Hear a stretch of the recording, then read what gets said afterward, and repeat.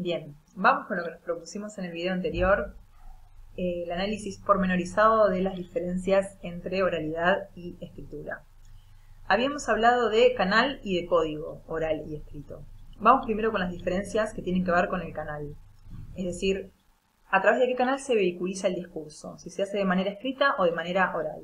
Es la primera diferenciación que aparece, ¿no? La más simple y la más evidente. Veamos, por ejemplo, cómo en este diagrama de clase virtual estamos todo el tiempo entre lo auditivo y lo visual. Lo auditivo en mi mensaje oral y lo visual, por supuesto, en el PowerPoint. Hasta ahí es simple. Ahora bien, si avanzamos un poco más hacia la segunda característica, vemos que aparece otra dimensión. Y esa ya tiene algunas implicancias un poco más contundentes. Mi discurso oral es sucesivo, ¿sí? Es decir, una cosa tras otra, tiene un suceder, como el tiempo un transcurrir, y por lo tanto, a medida que se va elaborando y a medida que se va avanzando, lo que pasó, pasó y se pierde. En cambio, el texto escrito, el PowerPoint, permite una visión total, del todo, simultánea. Y eso a veces permite también otras formas de abordaje y de comprensión del texto, ¿no? Quizás puedo volver sobre algo y en el momento en que quiero, lo puedo manipular ese abordaje de manera mucho más controlada que a la oralidad, que es más escurridiza. Ahora bien, en el video, esta sucesión que tiene la oralidad está siendo atrapada, ¿no? Podemos volver el tiempo atrás en el video y volver a algo que ya dije. Pero aún así no tenemos la visión total del discurso, a no ser que se transcriba, ¿cierto? Es diferente esta operación de recepción de ambos textos si van por canal oral o por canal escrito.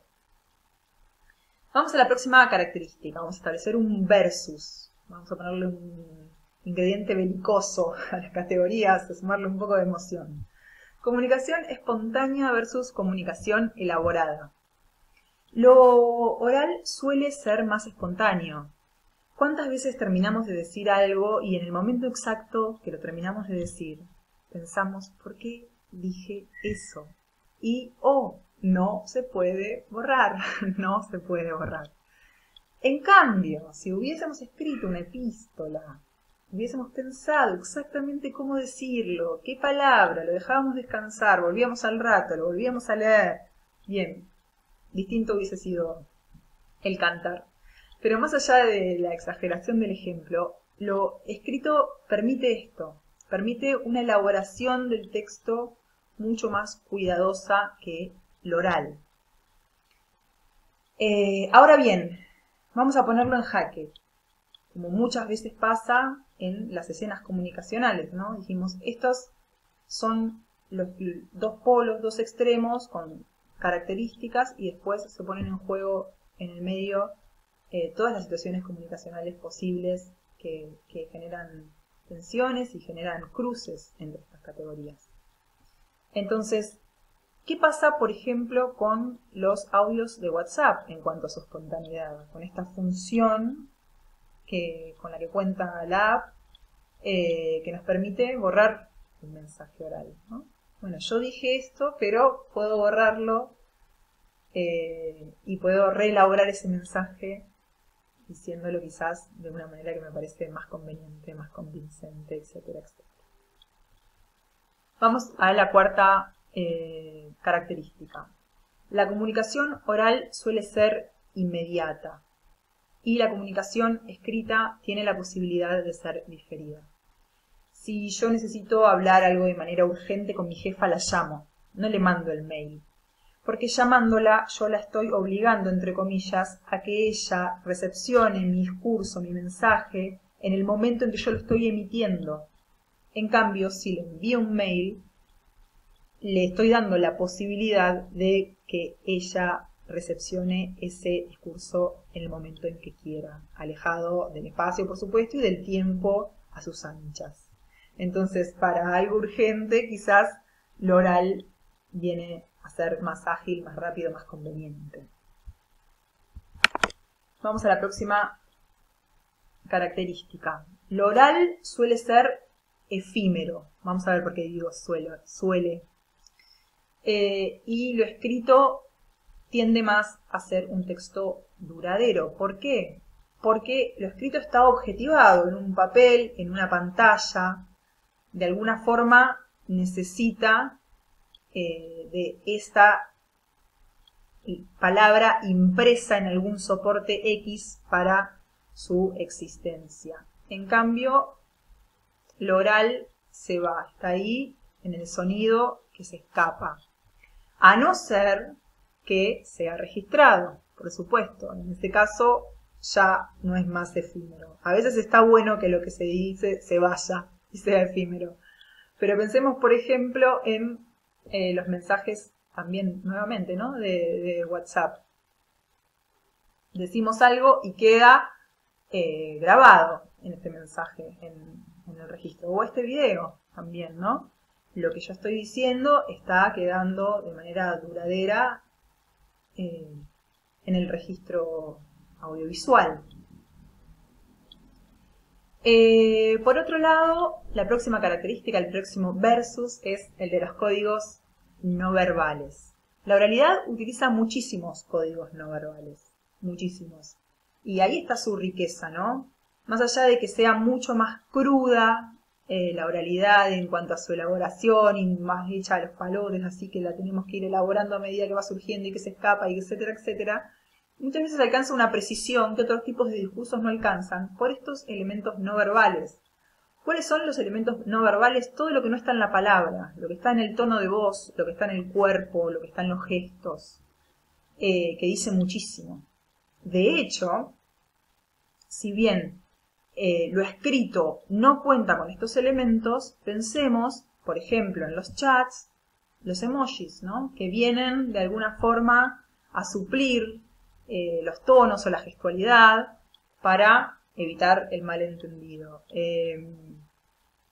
Si queremos decir algo con un cierto tono sarcástico, vamos a mandar tal o cual carita para que se entienda exactamente eso. Porque quizás la misma frase, sin ese gesto, sin ese tono, significa una cosa totalmente diferente. Bien, en lo oral también tenemos la interacción durante la emisión del texto, ¿no? Como dijimos, en sus extremos, pensando de manera purista, más allá de situaciones comunicacionales que lo van a poner en jaque. Lo oral cuenta con la interacción. Entonces, ¿qué pasa?